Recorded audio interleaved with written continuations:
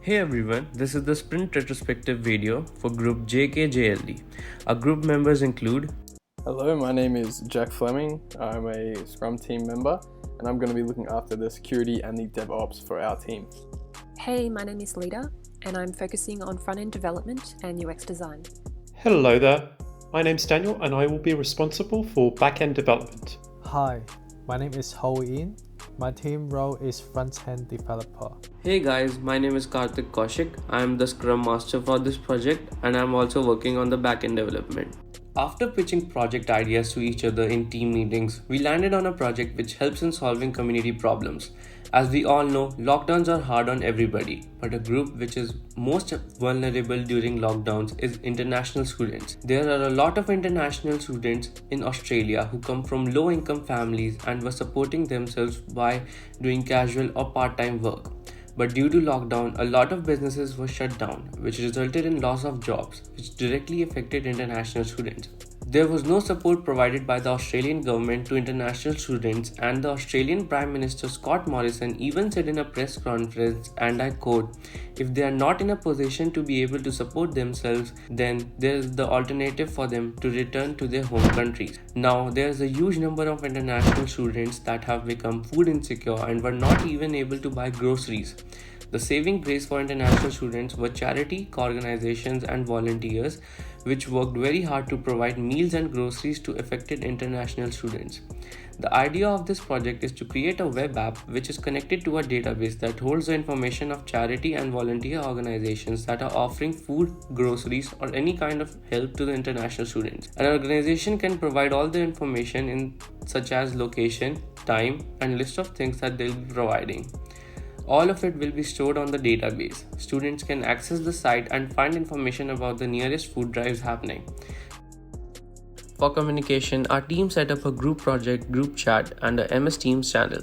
We use these very extensively for communication. We also use Trello board to create all the sprints and their backlogs, which helped us break down a sprint into small tasks. Then we used Trello board to assign these tasks to each member using a checklist, which members checked off from the list once completed. Our team has set up a GitHub repository where we will share our code once we start implementing features and start building the project. For Sprint 1, our team met up 3 times on MS Teams by conducting team meetings, one in week 6 and the other 2 times in week 7. The first time, not all members were able to attend, so we just introduced ourselves. In the second meeting, we decided what project to work on by pitching ideas, and in the end, we were able to choose a project to work on. Then we assigned all members tasks to complete before we meet up for the third time. We assigned 3 members to come up with the user stories and the other 2 worked on features.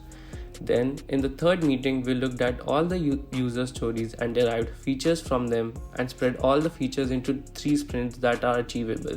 We also set up a GitHub repository in the third meeting.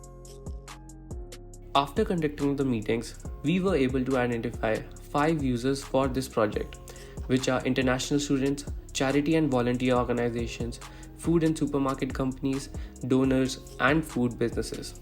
Here are the user stories and the features connected to it. As an international student, I want to see all the available help I can get with food and groceries so that I am able to feed myself and not be food insecure. As the user wants to see all the available help, we can derive 2 features from this user story. First one is to list all the charity organizations clearly shown on the website. And the second feature is a map which pinpoints the location of the nearest food drives happening by using the location of the user. As a charity organisation, I want to let people know where we are conducting food drives so that we can help as many international students as possible. From this user story, we derive the feature of enabling these charities to create a user profile and upload relevant information to the platform, such as their goods and services available, amounts of stock, and location for international students' reference. These data will be stored in a SQL database in the backend.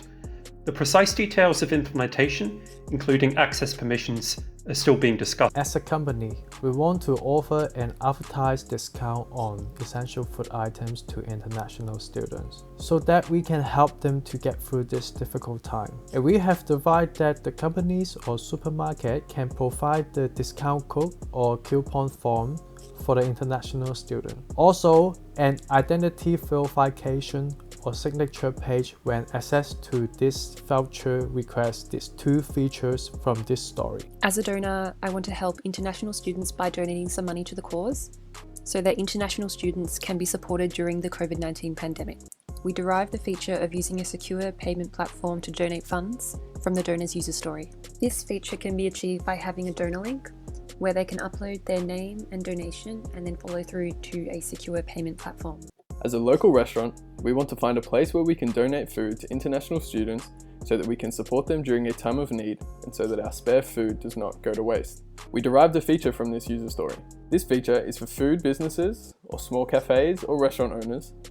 The feature that we have allows these businesses to apply to be on a food donations list, where the international students have the ability to go in and retrieve food to help with the financial strain that COVID has had on these students. Inputting their name, their location, the food available and the quantity that they have will give these students the chance to filter through and find exactly what they are looking for. That way we're not overlapping or wasting any food as we go.